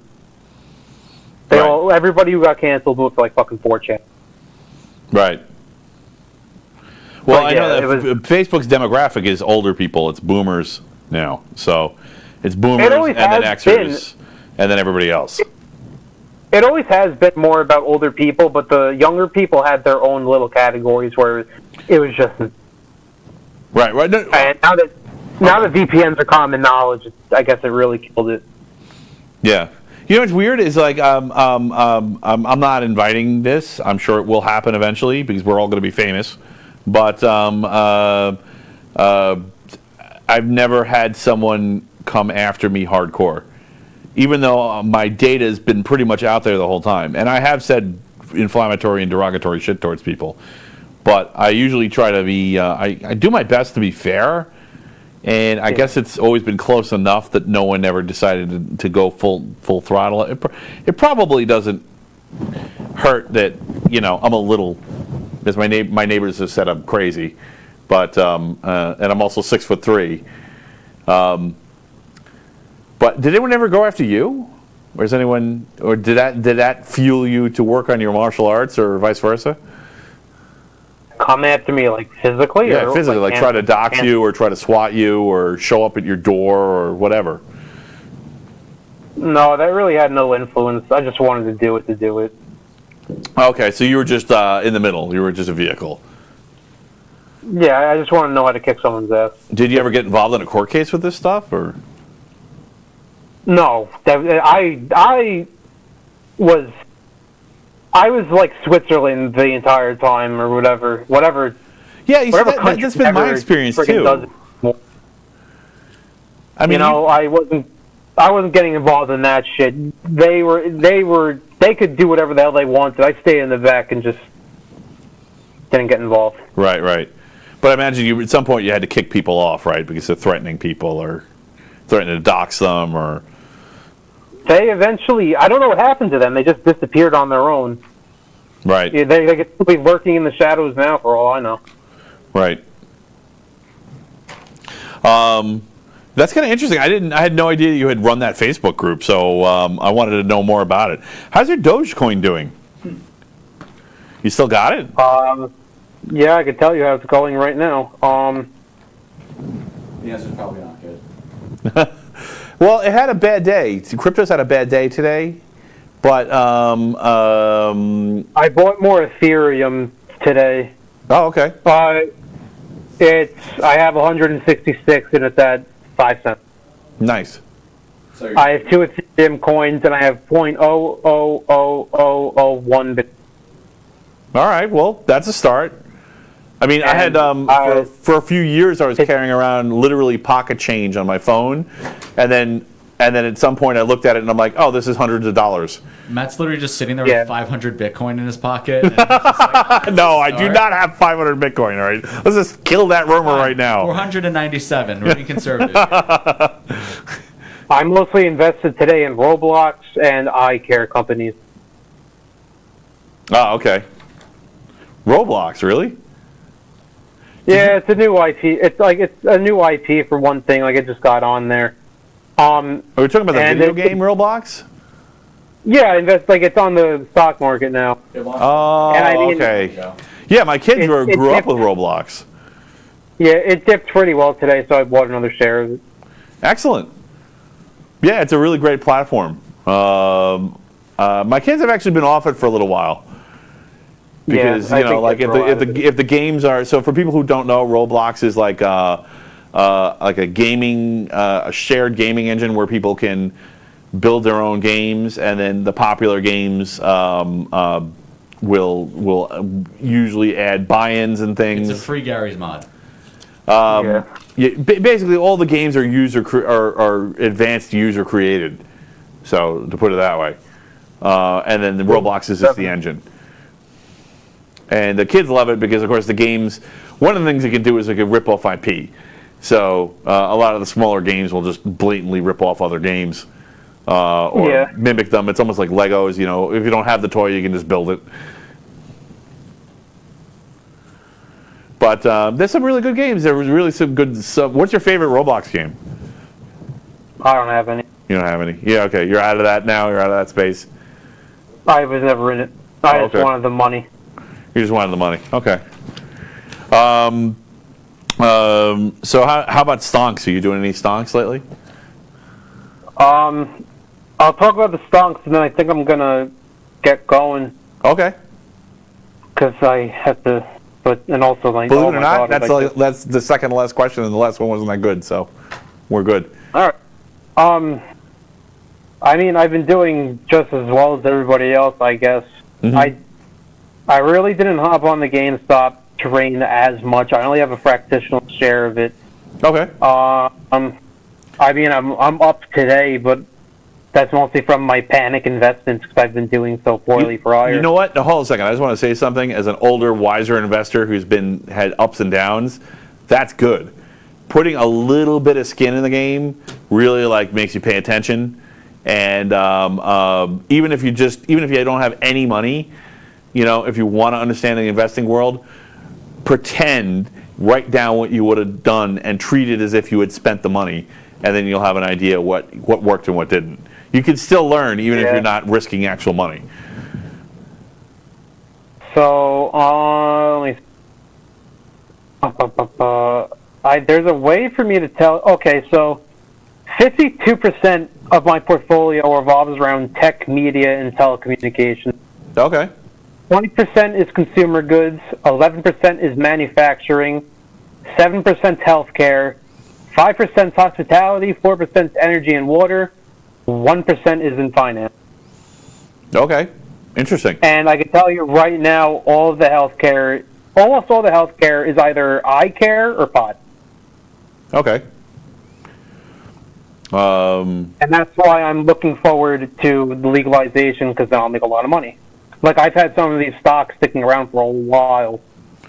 Well, some of that is the tech is almost like the modern sin stocks, alcohol, tobacco, and gambling. Yep. Yeah. So, Hey, Mike, it's really been great talking to you. Thanks so much for being on the Technocrat Live. And I think that there's a lot of depth that people got to see. If anybody has any questions they want to throw in the chat real quick, maybe if it's quick, we'll throw it to them. If not, I just wanted to let you know next week is Dr. Raris Kachoba. And we will definitely be talking about coronavirus. And he will definitely be screaming things about Pickle Rick if I know Raris. So Depends how much alcohol he has. depends on how much alcohol. Well, that's kind of up to him because we're not going to be able to. I guess I could mail him a beer or something. Is that legal? I can give him beer money. So I'll give him beer doge. Of course, if you like this, if you enjoyed it, please love it, and share it. And again, thanks again for being on, Mike. And no problem. choose wisely, choose to share.